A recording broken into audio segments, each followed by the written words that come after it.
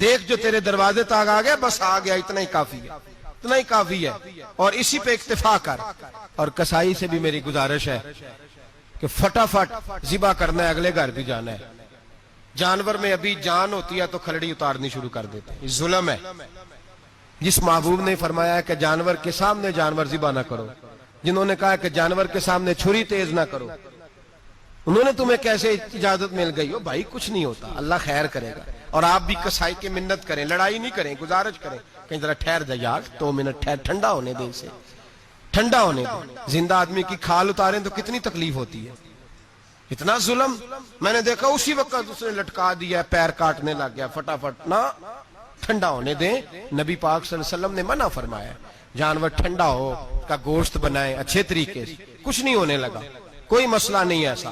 وہ جو ہمارے یہاں مشہور ہے نا، عید والے دن روزہ ہوتا ہے تو قربانی کے گوشت سے کھولنا ہے، روزہ کوئی نہیں ہوتا۔ بس اتنی بات ہے کہ اچھی بات ہے، مستحب ہے، اچھا فعل ہے کہ آپ سب سے پہلا کھانا قربانی کا گوشت ہی کھائیں۔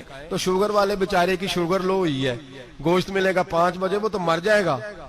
تو کوئی ضروری نہیں، وہ کھانا کھائے جو گھر میں موجود ہے، ناشتہ وہ کرے، کوئی ایسی بات نہیں، گوشت بن جائے تو وہ کھا لے، کوئی روزہ نہیں۔ عید والے دن کوئی روزہ نہیں ہوتا، یوم عرفہ کا روزہ ہے، عید والے دن کا کوئی روزہ نہیں۔ بہرحال گوشت کے 3 حصے کریں، ایک خالص غریب آدمی کو، دوسرا رشتہ داروں کو، عزیزوں کو، پڑوسیوں کو، تیسرا گھر میں رکھیں، استعمال کریں، کھائیں۔ سارا گوشت گھر میں رکھنا بھی جائز ہے، اور سارا بانٹ دینا بھی۔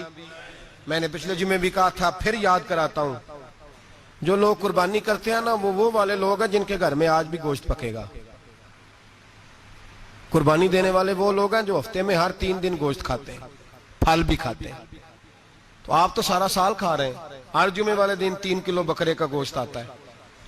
تو جو قربانی کا گوشت ہے وہ بانٹ دیں، سارا غریب کو دیں۔